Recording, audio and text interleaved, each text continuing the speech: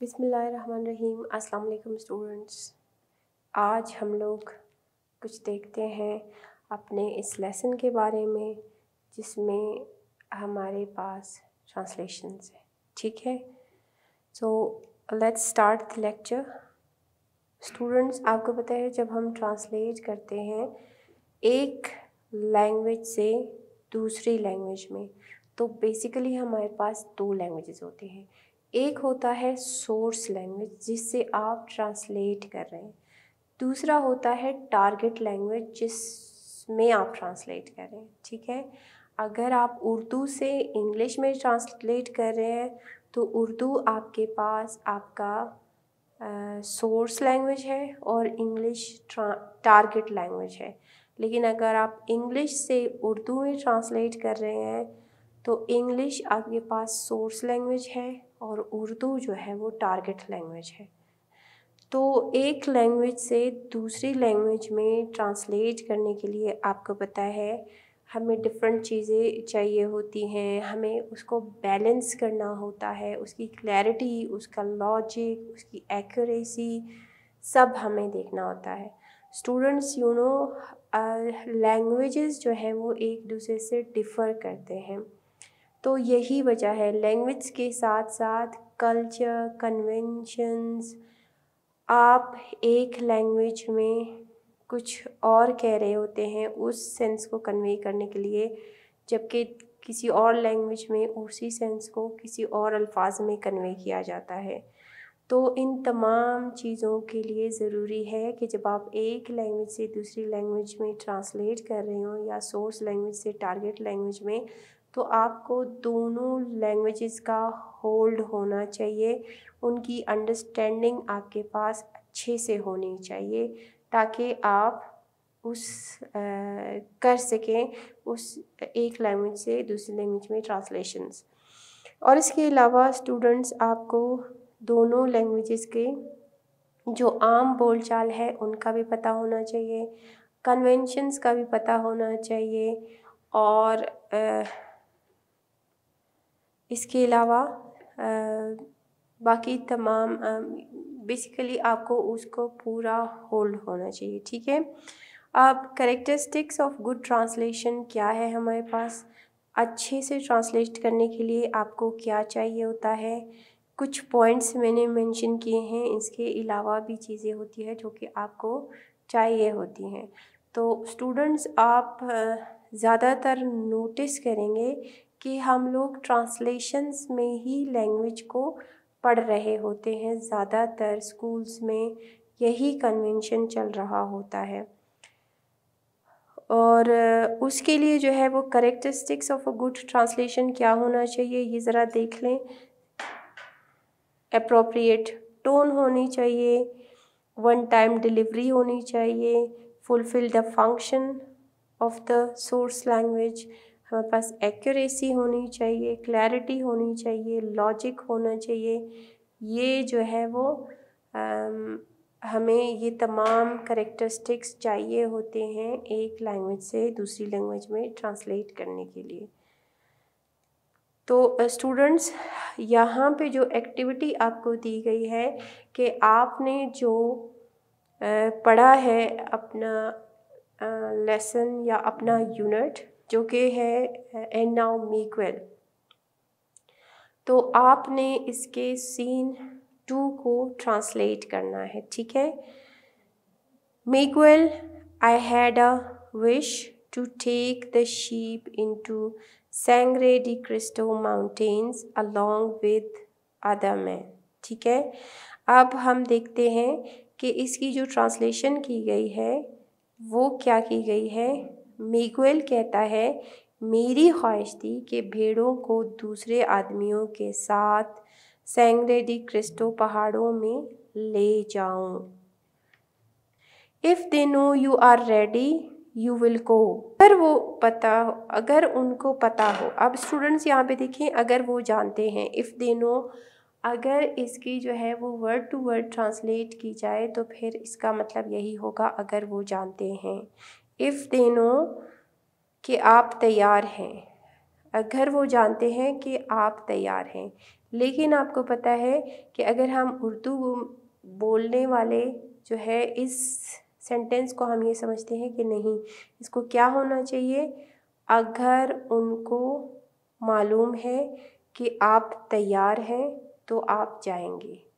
अगर उनको पता है कि आप तैयार हैं तो आप जाएंगे। Isn't it students? अगर वो जानते हैं कि आप तैयार हैं तो आप जाएंगे, ये ट्रांसलेट तो कर रहा है। इसको इसी तरह रहने देने का मकसद मैं आपको यही बता रही थी कि इसीलिए मैंने रखा है कि आपको पता हो, अगर उनको पता है कि आप तैयार हैं, अगर उनको मालूम है कि आप तैयार हैं तो आप जाएंगे। But if they don't, you must wait again for another year. और आगे, लेकिन अगर वो ऐसा नहीं करते हैं तो आपको एक और साल के लिए दोबारा इंतज़ार करना होगा। Narrator, the first lamb of the year is born. वो जो बयान करने वाला है स्टोरी का, वो कहता है कि पहला मेमना पैदा हो गया है। लैम्ब जो है वो शीप का बच्चा है, तो उसको मेमना कहते हैं। Before long there are many new lambs, और कुछ दिन के बाद बहुत से मेमने पैदा हो जाएंगे। Miguel gets the job of painting numbers on the sheep. Miguel को भेड़ों पर नंबर पेंट करने की नौकरी मिल जाती है। That's why it is easy to tell which lamb belongs to which mother. यही वजह है कि ये आसान हो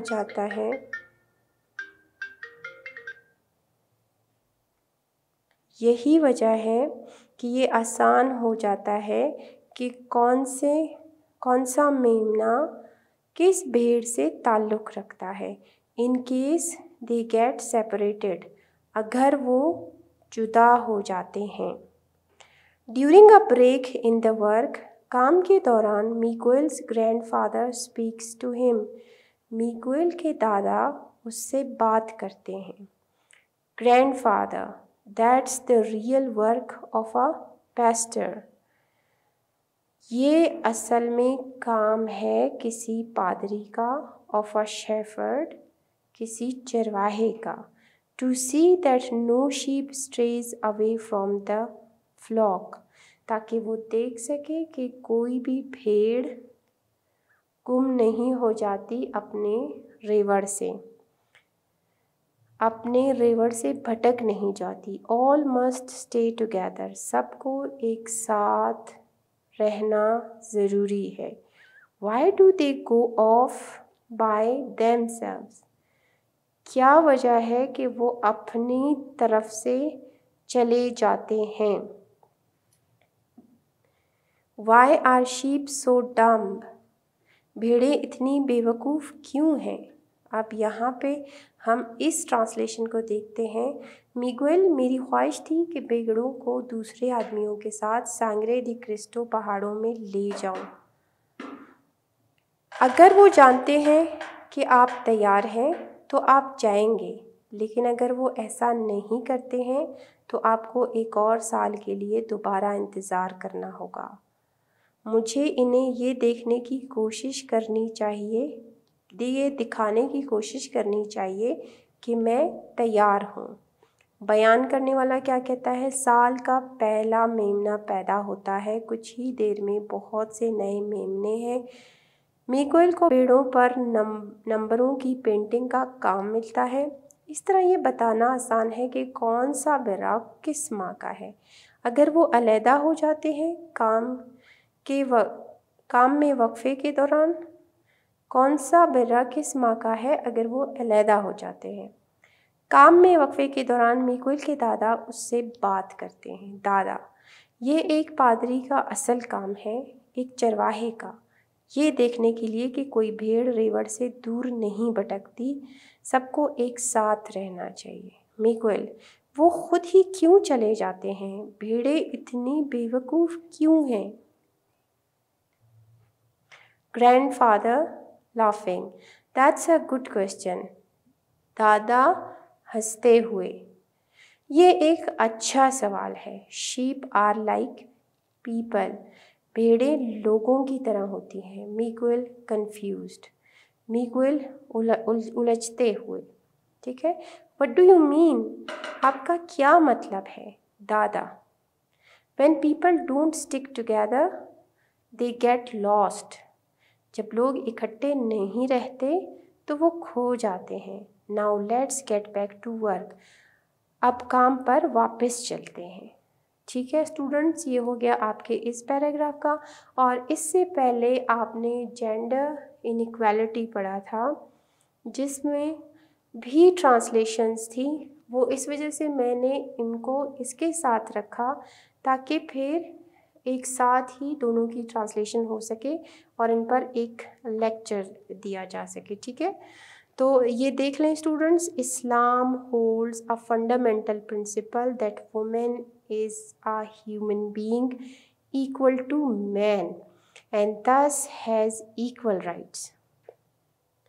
इस्लाम एक बुनियादी उसूल रखता है कि औरत मर्द के बराबर इंसान है और इस तरह उससे मसावी हकूक़ हासिल हैं। They are equal in their rights to realize their material needs in the world, including similar rights to hold property, mortgage it, bequeath it, sell or buy it, or exploit it for their own benefit. वो दुनिया में अपनी मादी ज़रूरियात को पूरा करने के लिए बराबर के हकूक़ रखते हैं, बशमूल जायदाद रखने, उसे गिरवी रखने, उसकी वसीयत करने, उसे फ़रोख्त करने या ख़रीदने या अपने फ़ायदे के लिए इसका इस्तेमाल करने के, इस तरह के हकूक़।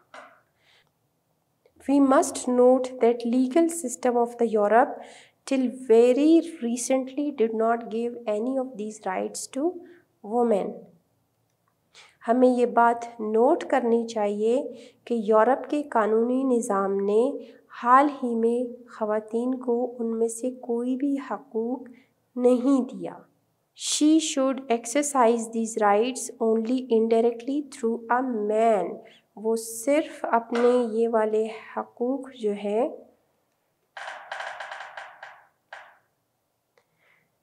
वो इन हकूक़ का इस्तेमाल बिलवास्ता तौर पर सिर्फ़ एक मर्द, उसके शौहर, वालिद या सरपरस्त के ज़रिए कर सकती थी। She could exercise these rights only indirectly through a man, her husband, father or guardian.